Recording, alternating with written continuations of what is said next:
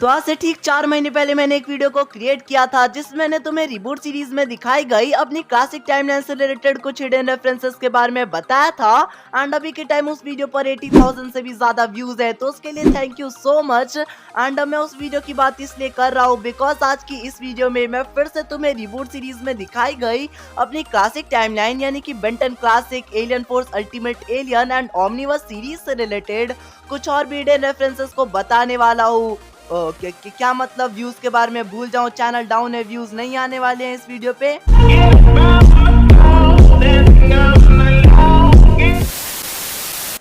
हाँ तो मुझे भी पता है कि इस वीडियो पे व्यूज वगैरह तो आने नहीं वाले हैं, तो व्यूज को रखते हैं साइड और वीडियो को करते हैं स्टार्ट। तो सबसे पहला रेफरेंस है बेन 10 की रिबूट सीरीज के रिंग लीडर एपिसोड में। अब रिबूट सीरीज का जो रिंग लीडर एपिसोड है वो हमारी क्लासिक सीरीज के रेडी टू रंबल एपिसोड का एक काफी स्ट्रॉन्ग रेफरेंस देता है। दोनों ही एपिसोड के बीच में काफी सारी सिमिलैरिटीज है, दोनों ही एपिसोड रेसलिंग से रिलेटेड है एंड दोनों ही एपिसोड में बेन 4 आर्म्स में ट्रांसफॉर्म होकर रेसलिंग कॉम्पिटिशन में पार्टिसिपेट करता है। सो यार दोनों ही एपिसोड्स के बीच में काफी सारी सिमिलैरिटीज हैं। एंड जो रिबूट सीरीज का रिंग लीडर एपिसोड है वो हमारी क्लासिक सीरीज के रेडी टू रंबल एपिसोड का काफी स्ट्रॉन्ग रेफरेंस देता है। सो नेक्स्ट रेफरेंस है बेन 10 की रिबूट सीरीज के द हेक्स फैक्टर एपिसोड से। अब इस एपिसोड में जो हेक्स का हेयर स्टाइल था वो बिल्कुल ही ओमनिवर्स सीरीज के हेक्स के हेयर स्टाइल से सिमिलर था। बस फर्क इतना था कि जो रिबूट सीरीज के द हेक्स फैक्टर एपिसोड में हेक्स के हेयर का कलर था वो व्हाइट में था, बट ओमनिवर्स सीरीज के हेक्स के हेयर का कलर ब्लैक में हुआ करता था। यानी कि दोनों के ही हेयर में सिर्फ और सिर्फ कलर के डिफरेंसेस थे, वरना दोनों ही हेक्स का जो हेयर स्टाइल था वो एक दूसरे से काफी ज्यादा सिमिलर था। सो या बेन 10 की रिबूट सीरीज के हेक्स फैक्टर एपिसोड में जो हेक्स का हेयर स्टाइल था वो हमारे ओमनिवर्स सीरीज के हेक्स के हेयर स्टाइल का रेफरेंस देता है। सब अगला रेफरेंस है बेन 10 की रिबूट सीरीज के Back to the Future episode से। अब इस एपिसोड में जब बेन सुमो स्लैमर गेम के लिए अपने कैरेक्टर को सिलेक्ट कर रहा होता है उसी टाइम हमें एक ऐसा प्लेबल कैरेक्टर देखने को मिलता है जो कि काफी हद तक वल्कनस से सिमिलर होता है। सो या बेन 10 की रिबूट सीरीज के Back to the Future episode में सुमो स्लैमर गेम के इस प्लेबल कैरेक्टर की हेल्प से वल्कनस का एक काफी स्ट्रॉन्ग रेफरेंस रिबूट सीरीज में करवाया गया है। सो बढ़ते हैं नेक्स्ट रेफरेंस की तरफ जो कि है बेन 10 की रिबूट सीरीज के you remind me for someone episode में। अब इस एपिसोड में होता कुछ ऐसा है कि जो रिबूट बेन है वो एक्सीडेंटली हीट ब्लास्ट में ट्रांसफॉर्म हो जाता है एंड हीट ब्लास्ट में ट्रांसफॉर्म होने के बाद एक गलती की वजह से पूरे जंगल में आग लग जाती है। अब आई नो इतना सुनने के बाद तो तुम कंफर्म हो ही गए होगे कि इस सीन की हेल्प से किस चीज का रेफरेंस करवाया गया है। तो हाँ, बेन 10 सीरीज का फर्स्ट एपिसोड जो कि एंड देन देयर वेयर 10 था। इस एपिसोड में जब बेन को फर्स्ट टाइम ओमनिट्रिक्स मिलती है तो बेन भी एक्सीडेंटली हीट ब्लास्ट में ही ट्रांसफॉर्म होता है एंड एक गलती की वजह से हीट ब्लास्ट से पूरे जंगल में आग लग जाती है। सो हाँ, बेन 10 की रिबूट सीरीज के you remind me for someone episode के इस सीन से बेन 10 क्लासिक सीरीज के first episode and then there were 10 episode का काफी स्ट्रॉन्ग रेफरेंस करवाया गया है। तो अगला रेफरेंस है बेन 10 की रिबूट सीरीज के बगी आउट एपिसोड में। अब इस एपिसोड में जब रात और हॉट शॉट एक दूसरे से फाइट कर रहे होते हैं एक पार्किंग लॉट में, तो उसी टाइम हमें उसी पार्किंग लॉट में एक आरवी देखने को मिलती है एंड उस आरवी का जो लुक होता है वो बिल्कुल ही हमारी ओरिजिनल रस्ट बकेट से सिमिलर होता है।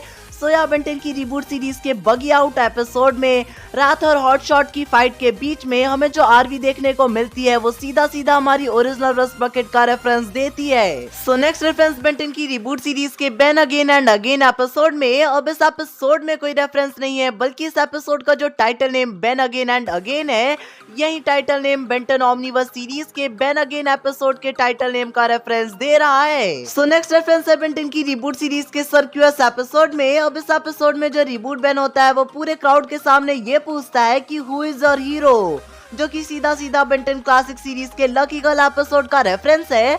बिकॉज लकी गर्ल एपिसोड में भी जो बेन होता है वो एक्सलरेट में ट्रांसफॉर्म हुआ क्राउड के सामने ये पूछता है कि हु इज योर हीरो। सो या बेन 10 की रिबूट सीरीज के सर्क्यूअस एपिसोड में जो रिबूट बेन होता है वो जब ये कहता है कि हु इज योर हीरो तो ये लाइन सीधा सीधा हमारी क्लासिक सीरीज के लकी गर्ल एपिसोड का रेफरेंस देती है।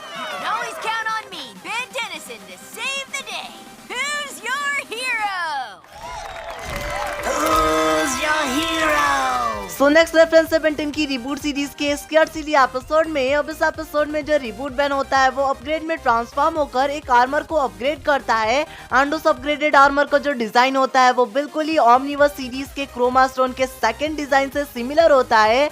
सो यहाँ बेंटन की रिबूट सीरीज के स्केयर्ड सिली एपिसोड में उस अपग्रेडेड आर्मर के डिजाइन की हेल्प से क्रोमा स्टोन के सेकंड ओमनीवर्स डिजाइन का रिबूट सीरीज में काफी स्ट्रॉन्ग रेफरेंस करवाया गया है। सो बढ़ते हैं नेक्स्ट एंड लास्ट रेफरेंस की तरफ, जो कि है रिबूट सीरीज के ओमनिट्रिक पार्ट 3 वाले एपिसोड में। अब इस एपिसोड में जब फिल बेन की ओमनिट्रिक्स पर एक डिवाइस लगाता है एंड उस डिवाइस को लगाने के बाद जब भी रिबूट बेन किसी भी एलियन में ट्रांसफॉर्म होता है तो उन एलियंस की ओमनिट्रिक्स सिंबल पर भी वो डिवाइस हमें देखने को मिलता है एंड उस डिवाइस की वजह से जो रिबूट एलियन ओमनिट्रिक्स सिंबल होती है उस पर 4 स्पाइक्स भी आ जाती है और वो 4 स्पाइक सीधा सीधा अल्टीमेट एलियन सीरीज के अल्टीमेट एलियंस की अल्टीमेट्रिक्स के सिंबल का रेफरेंस देती है।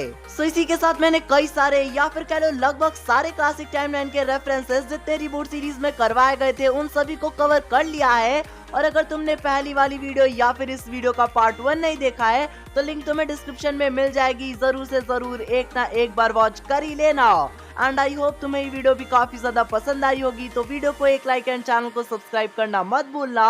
अपनी तरफ से एक प्यारा सा कमेंट भी कर सकते हो एंड अपने जैसे बेंटन फैंस के पास भी शेयर कर देना। सो यार मिलते हैं नेक्स्ट वीडियो में, तब तक के लिए बाय बाय।